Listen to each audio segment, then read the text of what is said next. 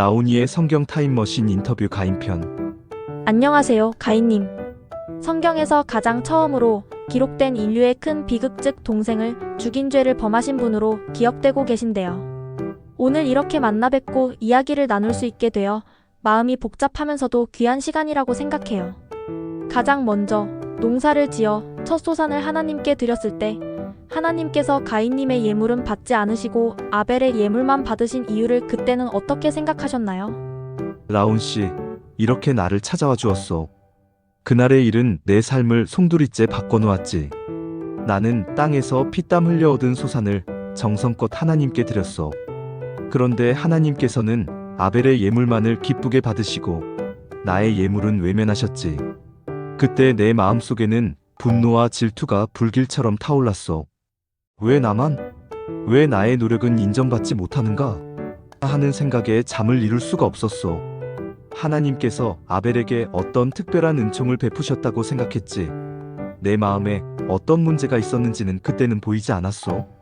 하나님께서 가인님의 얼굴빛이 변한 것을 보시고 네가 선을 행하면 어찌 낯을 들지 못하겠느냐. 선을 행하지 아니하면 죄가 문에 엎드려 있느니라.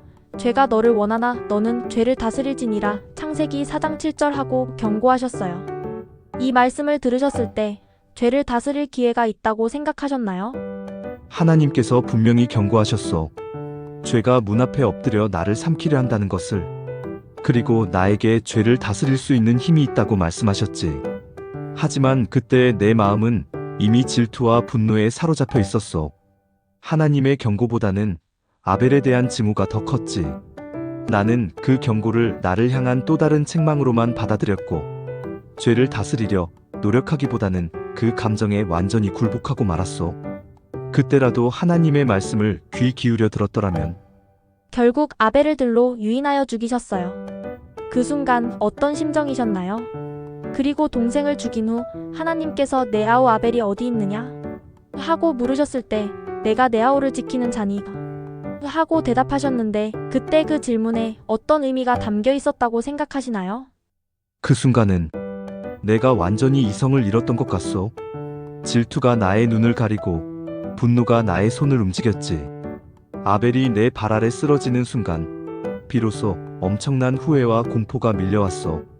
하지만 이미 되돌릴 수 없는 일이었지. 하나님께서 아벨의 행방을 물으셨을 때 나의 대답은 내가 얼마나 하나님과 멀어졌는지를 보여주는 것이었소.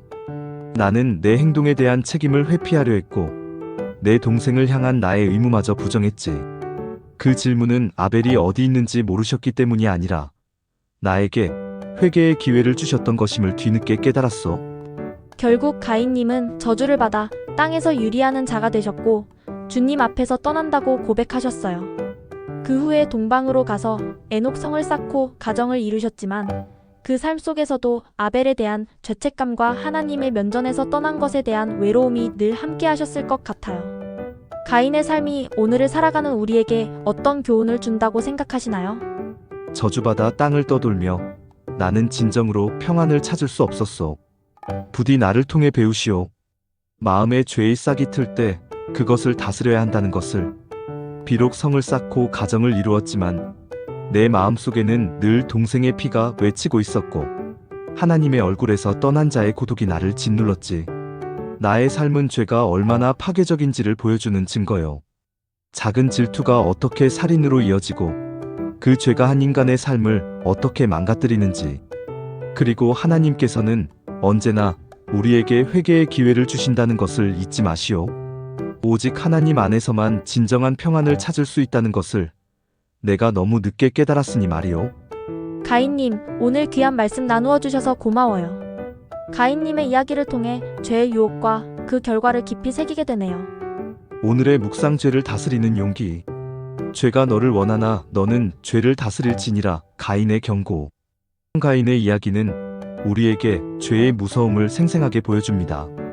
하나님께서는 가인의 마음속에 질투와 분노가 자라나는 것을 보시고 미리 경고하셨어요. 죄가 문에 엎드려 너를 원하지만 너는 죄를 다스려야 한다. 이 말씀은 우리 각자에게도 동일하게 적용됩니다. 우리 마음속에 죄의 유혹이 생겨날 때 그것이 작은 질투이든 분노이든 미움이든 시기이든 간에 그것을 방치하면 결국 우리의 삶을 파괴하고 관계를 무너뜨릴 수 있다는 것을 가인의 삶을 통해 깨달아야 해요. 우리는 죄를 다스릴 힘이 없다고 느낄 때가 많지만 하나님께서는 우리에게 그 죄를 이길 수 있는 은혜와 능력을 주신답니다. 오늘 하루 내 마음의 문 앞에 엎드린 죄의 유혹은 없는지 돌아보고 하나님의 말씀과 성령님의 도우심으로 그 죄를 단호히 다스리는 용기를 가져봐요.